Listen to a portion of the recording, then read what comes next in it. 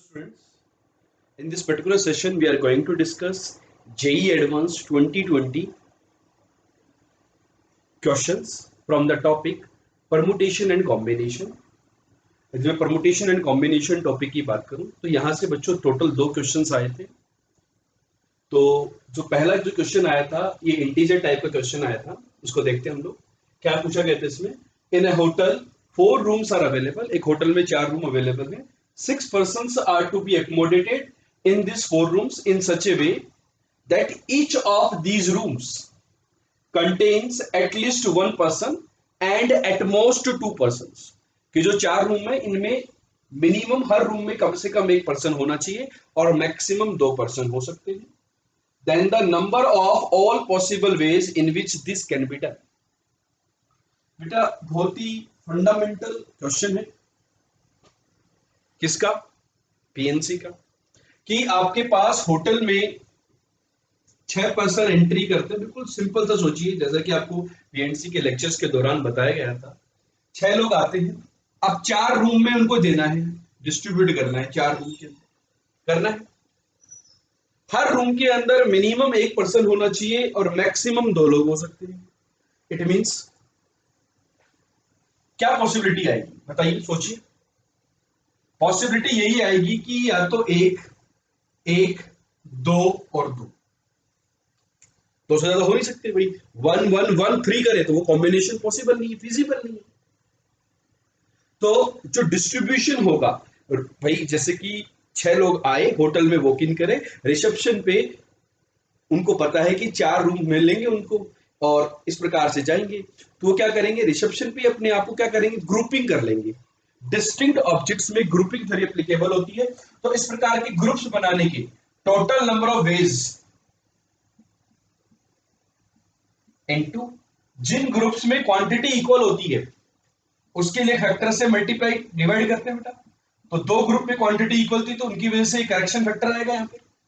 तो ये क्या हो गए, रिसेप्शन पे आए लोग 6 लोग और 4 ग्रुप में बढ़ गए। एक ग्रुप में 1 बंदा, दूसरे ग्रुप में 1 बंदा, तीसरे ग्रुप में, ऐसे देखो 4 ग्रुप बन गए। एक में 1, दूसरे ग्रुप में 1, तीसरे ग्रुप में 2 एंड फोर्थ ग्रुप है 2 पर्संस। ये 4 ग्रुप बन गए बेटा आपके पास। अब क्या करना है, these can be accommodated in this 4 rooms. चारों रूम के अंदर भेजना भी है, अकोमोडेट करना है। 4 ग्रुप बन गए। अब बेटा ये 4 ग्रुप हैं और 4 रूम है, R1, R2, R3, R4। कौन सा ग्रुप, पहली बात तो ये बताओ, 4 लोग, 4 ग्रुप, 4 रूम्स, डिस्टिंक्ट है या नहीं?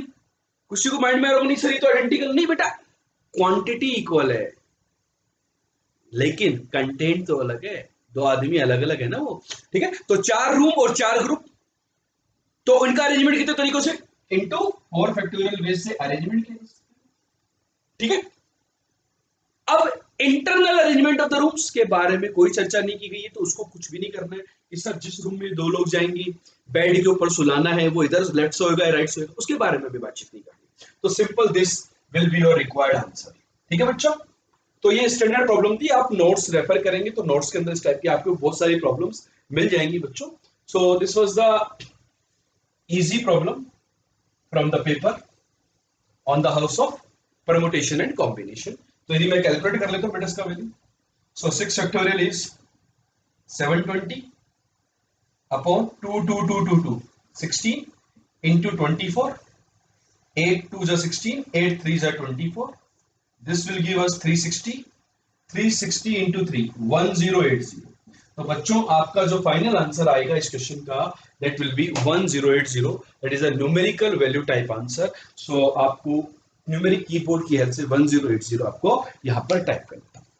जो भी बच्चे जिन्होंने भी पेपर को नहीं देखा है, पेपर को अटेम्प्ट नहीं किया है, उनसे मेरी दरख्वास्त यही कि हमारे ये सेशंस देखते वक्त पहले क्वेश्चन को देखें, वीडियो को पॉज करके पहले क्वेश्चन को ट्राई करें, then only you listen for the solution और हिंट। ओके बच्चों, तो ये था हमारा पहला question. Let us proceed with the question number 2 जो कि परमुटेशन एंड कॉम्बिनेशन से आया था बच्चों। क्वेश्चन नंबर 2 में बच्चों देखो क्या पूछा गया था। An engineer is required to visit a factory for exactly 4 days during the first 15 days of every month। जो फर्स्ट 15 डेज होते हैं हर महीने के, उनमें से 4 दिन उसको विजिट करना है, exactly 4 days, and it is mandatory that no 2 visits takes place on consecutive days, मतलब कंसेक्यूटिव डेज पे वो विजिट नहीं होनी चाहिए। तो यहां पर पीएनसी के अंदर जो क्वेश्चन आते हैं वहां कंडीशन फ्रेम कर दी गई है। Then the number of all possible ways in which such visits to the factory can be made by the engineer during 1 to 15 June 2021। 2020 में एग्जाम है और 2021 जून के बारे में बात कर रहा है कि 1 से 15, वही first 15 days of the month, कि ऐसा कितने तरीकों से वो विजिट कर सकता है। Again this problem is from the class notes, we have done couple of problems of such method. तो बेटा देखो क्या करना है, जो 15 दिन थे, day 1, day 2, day 3, so on day 15, इनमें से किसी 4 दिन उसको विजिट करना है, और वो चारों दिन कैसे होने चाहिए, कंसेक्यूटिव नहीं होने चाहिए, नॉन कंसेक्यूटिव। तो ऐसे समझो कि कोई 4 प्लेसेस को उड़ा दिया आपने, सपोज 2, 3, 4 प्लेसेस को आपने उड़ा दिया जिन 4 दिन में। इसको करने का एक तरीका आपको बताया था, मेथड डिस्कस किया था, वो मेथड दोबारा डिस्कस करते हैं कि जो 4 प्लेसेस पर बात कर रहे, जिन दिनों में वो जाएगा, उन चारों को एक बार हटा दो। सो कोई भी हाइपोथेटिकल, ठीक है, हटा दिया उनको। तो अब अपने पास 11 डेज बचे, सपोज कितने डेज बचे, 11। मैंने D12, D13, D14, D15 numbering नहीं है, कोई भी नंबरिंग मान लो कि 12 लोग बचे, 12 दिन बचे। अब इन 12 दिन के बीच में जो टोटल गैप्स होंगे, ये कितने होंगे, ये जस्ट इनके नंबरिंग, वो वाली नंबरिंग नहीं है, ऐसे समझो 12, 11 लोग हैं, ठीक है, 11, इनके बीच में जो गैप्स है वो कितने हैं, 12। इन 12 गैप में से आप कोई भी 4 गैप सिलेक्ट कर दो, 12C4। एन गैप में से यदि आर को सिलेक्ट करना हो तो नंबर ऑफ वेज क्या होते हैं, एनसीआर होते हैं। तो ये जो 12 गैप्स थे, इनमें से बच्चों मैंने कितने गैप सिलेक्ट कर लिए, 4 गैप सिलेक्ट कर लिए, तो उसको नंबर ऑफ वेज कितने हो गए, 12C4। तो आपने सपोज ये किया गैप, ये किया गैप, ये किया और ये किया, तो इन चारों दिन में वो पर्सन जो है वो गया होगा। बाकी के गैप हाइपोथेटिकल थे, वो गैप एग्जिस्ट नहीं कर रहे थे। 11 दिन ये थे और 4 दिन ये थे, टोटल 15 दिन का शेड्यूल है, इन 4 में वो गया होगा। तो जितने तरीकों से ये जो 12 वर्चुअल गैप्स हैं, इनमें से आप 4 गैप सेलेक्ट कर सकते हैं, उतने ही तरीकों से वो जो पर्सन है वो ऑफिस विजिट कर सकता है 4 times among first 15 days, such that no 2 of them are consecutive days visit।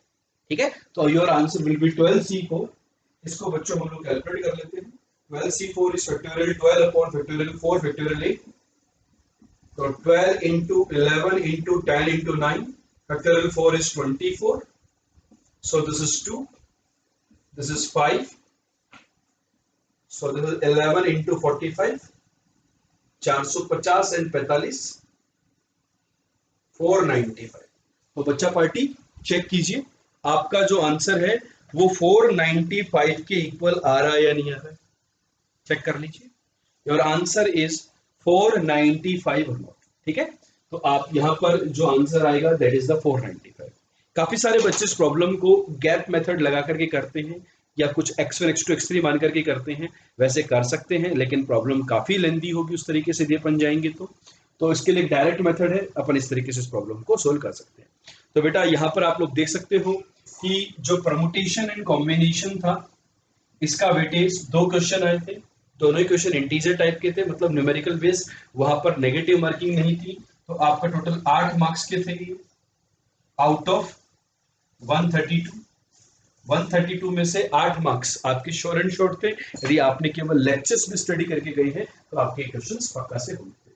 आपको किसी और टॉपिक के जो भी क्वेश्चंस हैं, आपको प्लेलिस्ट दिख रही होगी, उसमें से आप सारे टॉपिक्स के क्वेश्चन रिवाइज कीजिए। आई बटन पे जाकर के आप प्लेलिस्ट को देख सकते हैं। Bye bye, good day.